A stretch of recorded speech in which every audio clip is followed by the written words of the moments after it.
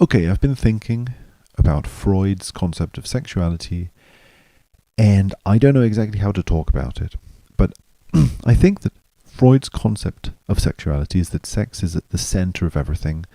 So when you're cleaning a chair, for example, sex is at the center of it, right? No matter what you do, sexual desire is at the center of it.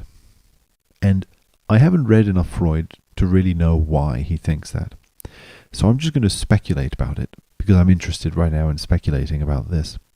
My speculation is that sex is at the center of these theories because it is probably considered by Freud to be the most pleasurable thing that you could do. And maybe even the most important.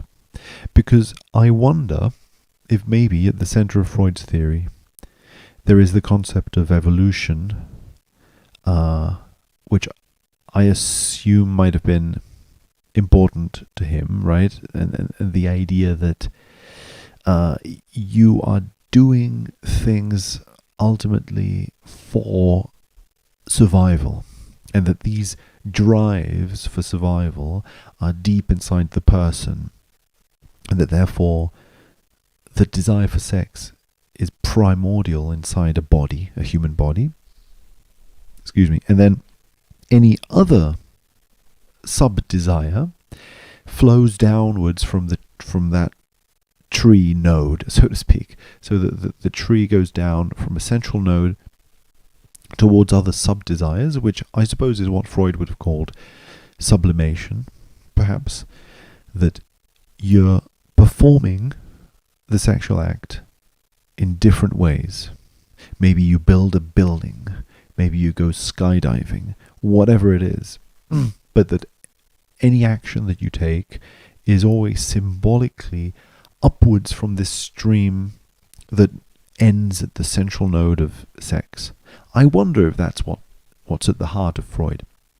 Even if it isn't, it's an idea that I think speaks to something that is probably believed by a lot of people. At least I have a feeling that Freud, as an archetype, the archetype of Freud, is believed to be popularly this form that I'm describing. At least that's my way of approaching what I believe to be the popular understanding of Freud, which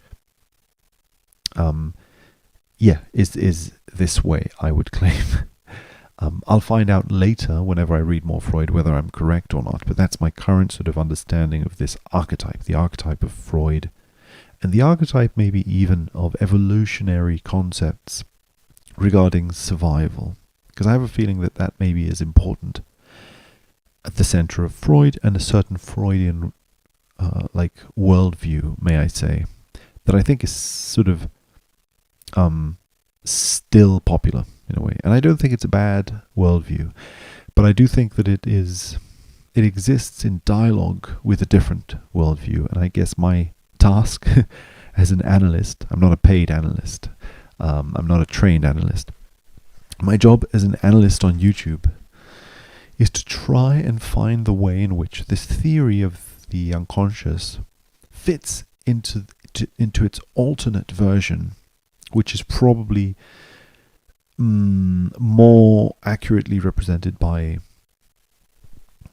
Freud's anti-heroes like Jung, for example, right? As a sort of opposite of Freud. That would be my tentative first place to begin with, is you got Freud, you got Jung.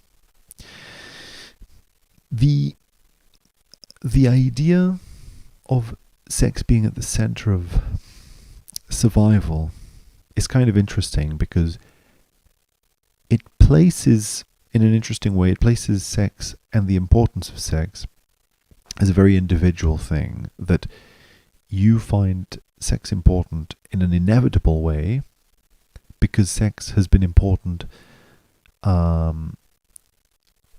in a sort of evolutionary way, perhaps, is what is being said, that because sex has been important for the evolution of the species, because sex is primordial for the reproduction and therefore survival of the species has prioritized thinking about sex. Sex has been foremost on its mind, right? That's sort of a common perception we have of evolution. And I do want to push back against that, because I do think that's wrong, strictly speaking, even in Darwinian terms, right? Even in Darwinian terms, we understand that there is no objective for evolution. There's no goal. And therefore, to say that the goal is, evolution or survival itself is wrong. But how do we counteract that? Like, what other alternative could we have for this theory? Well, I think that sex is also important because of, let's say, how society treats it, right? If society considers, so it almost bites its own tail. If society considers that evolution is important and that sex is important in evolution and so on, all these theories that I just described, if they are held to be important by society at a sort of collective level, then anyone who lives in that society will feel the force of those ideas. They will feel the gaze of people around them, looking at them, expecting sexual consequences from them. Like, what kind of sex are you going to have? Are you gay? Are you straight? Are you going to have children, or are you not going to have children? Are you going to have threesomes, or are you going to be monogamous? The concept of who is having what kind of sex is important in a society that considers sex to be important, right? If you live in that society, you feel, perhaps, I would speculate, you feel this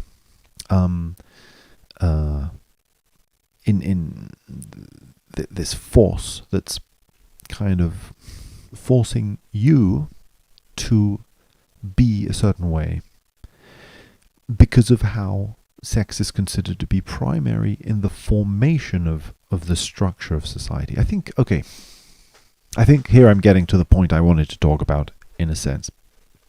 It is that if the society believes that sex forms the correct type of society, so that is to say, a correct society would be one in which sex is performed in this way but not in that way, and it is performed at this time but not at that time, and so on. That society would create like a big need for the members of the society to follow those rules, because unless they follow them, the society won't be kept in harmony. So there is like a sort of a conservative idea there.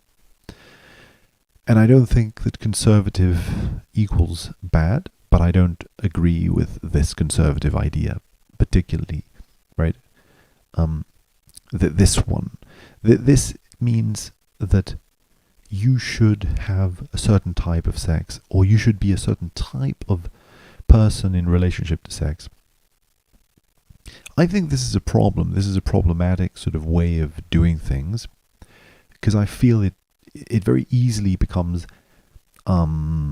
anti-democracy in a way, and pro-totalitarianism, which I think is a bad thing. Like, it becomes anti-democracy because very easily you're led to the idea that everyone should have the same sort of sex, because that form of sex, leads to a pure society. Obviously, you have a lot of different forms of totalitarianism that use different forms, different variables. Sex doesn't have to be the primary one. Sometimes, of course, people will say that you just generally have to behave in a certain way, right? That the correct society is one in which people speak about certain things, do certain things, and so on. And in that kind of society, right, things are said to go purely, perfectly, harmoniously. I think there's a problem with this form of thinking, because it conflates the individual. It conflates the individual with its society. It creates. What does it do? It's sort of saying, in a way, I think the core of what it's saying is that your ideas affect the material world in an objective kind of sense, right? That your inner life, maybe, not just your ideas, your inner life, your subjectivity, what you think about, what are you interested in? So, for example, what are you interested in regards to sex?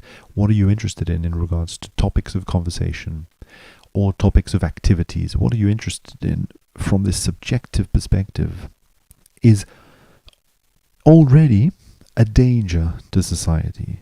And in this sense, society is understood as a material structure, right?